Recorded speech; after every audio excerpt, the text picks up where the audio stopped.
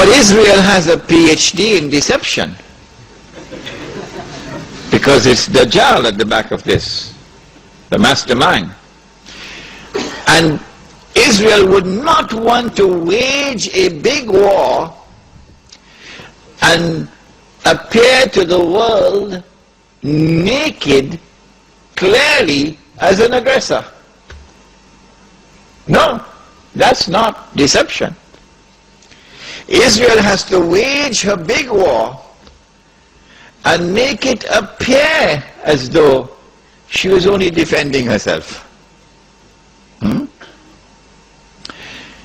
The only Muslim I know of who has had the capacity to be able to penetrate the deception that has been going on all these years, the only one I know of, was a man who never went to Al-Azhar University.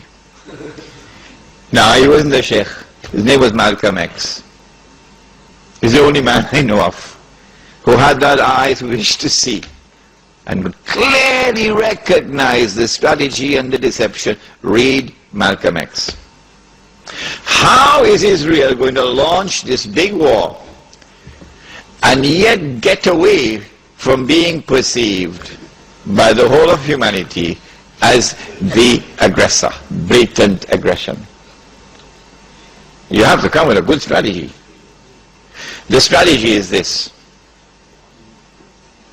Ariel Sharon goes into Masjid al-Aqsa with 1,000 Israeli military with him, with their shoes on, with the full knowledge that this calculated act of extreme provocation must have a response, a fiery response. And as the flames of the new intifada emerge, you must keep it burning by committing upon the Palestinian people more and more atrocities that drive them into a greater and greater rage. This is planning. This is strategy. This is not happening by accident. As Israel unleashes this barbaric oppression upon the Palestinian people, you must have a television station which you plant amongst them, which will cover this, that your Egyptian television would not cover, and your Jordanian government would not allow on Jordanian television, so you create something called Al Jazeera. And the Arab masses believe Al Jazeera is their station. This is the only place in the world we can get authentic information, Al Jazeera. So Al Jazeera is now used to portray all the atrocities. And so around the Arab world, the masses only have to tune into Al Jazeera, and they know what's happening. And so the Arab masses become more and more angry. Impending scenario in which, like the domino effect, governments around the world of Islam, they will claim, are now going to fall. And the world of Islam is rising up now. And one-eyed Muslims, of course, are going to believe it. The world of Islam is now going to rise up, and all these governments are going to be swept away. And authentic governments representing the Muslim masses will now emerge. And therefore the Jews are going to have their throats cut. This is going to be the most dangerous moment in the entire life of the world of Jews. The media will portray it. If we don't do something, we will all be slaughtered by these Muslim fanatics. Yeah? I tell you, this will be drama worthy of Hollywood when it comes.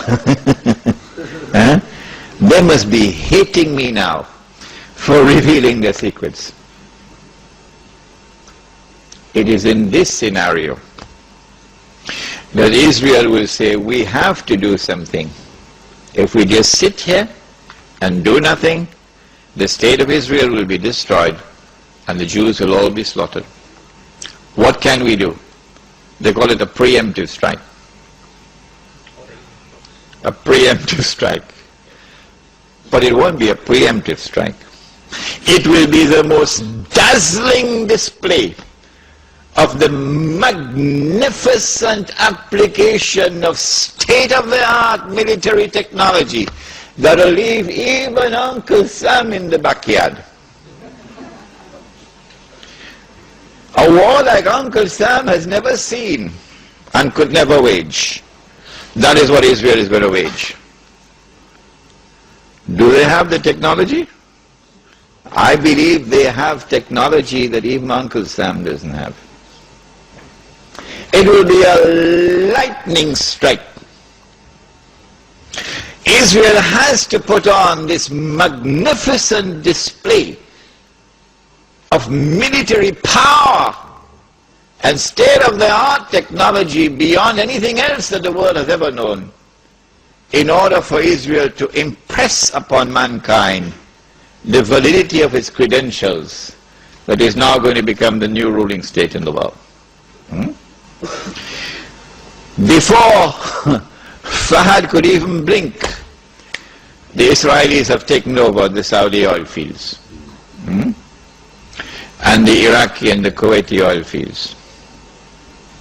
The United States, of course, will make some noise, and Britain will make some noise, but will they send troops? Not, of course not. The United Nations Security Council is now going to be used by the rest of the world, particularly Uncle Europe, and Uncle Japan, and the rest of the world. They will take the United Nations and seek to use the United Nations now to do something about this. Collective action to force Israel to withdraw.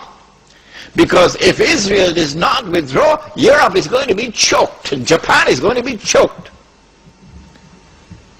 And as the United Nations is now being used for the first time in its history, an attempt is being made to use the United